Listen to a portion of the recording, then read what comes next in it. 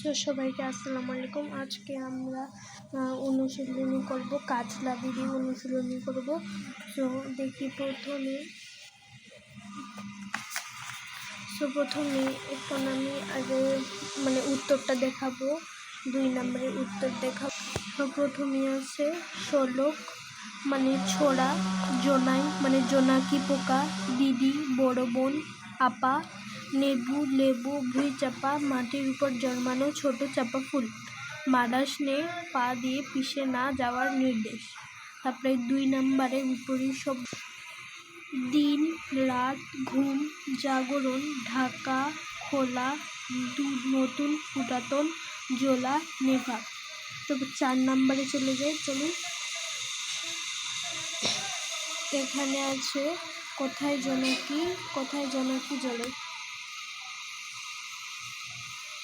এখানে বলছে কোথায় জোনাকি জ্বলে, এটা হবে,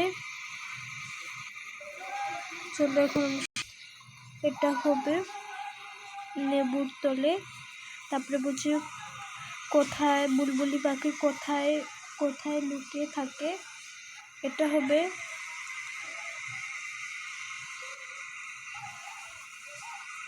ডালিমের ডালে। কে শোলক বলতেন, এটা হবে দিদি।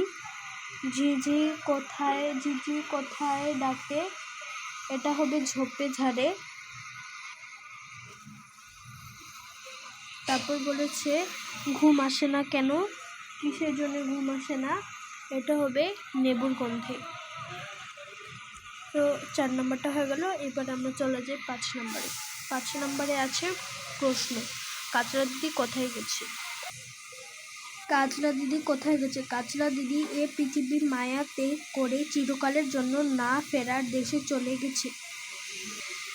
কখন কাজলা দিদির কথা বেশি মনে আকাশে চাঁদ উঠে জ্যোৎস্না ছড়ালে, জোনাকির থোকায় থোকায় নেবুর তলে উঠলে কাজলা দিদি ছোট বোনটিকে শোলক শোনাতো। তাই যখন চাঁদ ওঠে পুকুর ধারে নেবুর তলে, থোকায় থোকায় জোনাকি জ্বলে, তখন কাজ তার বেশি মনে পড়ে, তখন দিদির কথা বেশি মনে পড়ে। তারপরে আছে কাজলা দিদির কথা উঠলে মা আঁচল দিয়ে মুখ কেন ঢাকেন। কাজলা দিদি মৃত্যুর মধ্যে দিয়ে এ পৃথিবী থেকে চলে গেছে, আর কোনোদিনও ফিরে আসবে না। তাই কাজলা দিদির কথা উঠলে মা তার সন্তান হারানোর ব্যথা লুকাতে আঁচল দিয়ে মুখ ঢাকেন। তারপর আছে পুতুল বিয়ের সময় দিদির কথা মনে পড়ে কেন। ছোট বোনটি সারাক্ষণের খেলার সঙ্গী ছিল তার কাজলা দিদি। দিদি তাকে পুতুল বানিয়ে দিত, পুতুলের বিয়ে দিয়ে দিত। তাই পুতুলের বিয়ের সময় দিদির কথা ছোট বোনটির মনে পড়ে। তারপর আছে আমিও নাই দিদিও নাই কেমন মজা হবে, এই কথা কি বোঝানো হয়েছে। তো এখানে কাজলা দিদি মৃত্যুবরণ করে এ পৃথিবী থেকে চলে গেছে, কিন্তু তার ছোট বোন তাই ছেলে মেয়ে মায়ের কাছে বারবার দিদির কথা জানতে চায়। দিদির বললেই মা আঁচল মুখ লুকান। এখানে আছে ছোট বোনটির আর কোনো বোঝে না, তাই সে মনে করে দিদি বোধহয় কোথাও লুকিয়ে আছে। সেও দিদির মতো লুকাতে চায়। দিদির মতো যদি লুকায় তখন তার মায়ের কেমন লাগবে, এ চরণটি দ্বারা তাই বোঝানো হয়েছে। এরপরে আমরা 4 নম্বরে বলছি খুকি মাকে কেন শিউলি গাছের নিচে সাবধানে যেতে বলে। ছোট বোনটি বুঝতে পারে না হঠাৎ করে তার দিদি কোথায় চলে গেছে। দিদিকে ছাড়া তার কিছুই ভালো লাগে না। এদিকে শিউলি গাছের তল ভুঁইচাপা ফুলে ভরে গেছে। মা যেন জল আনতে গিয়ে ভুঁইচাপা না মারায়, পাখিকে উড়িয়ে না দেয়, সেজন্য খুকি মাকে শিউলি ফুলের গাছের নিচ দিয়ে সাবধানে যেতে বলেছে। কারণ সে মনে করে দিদি এসব শুনতে খুব রাগ করবে।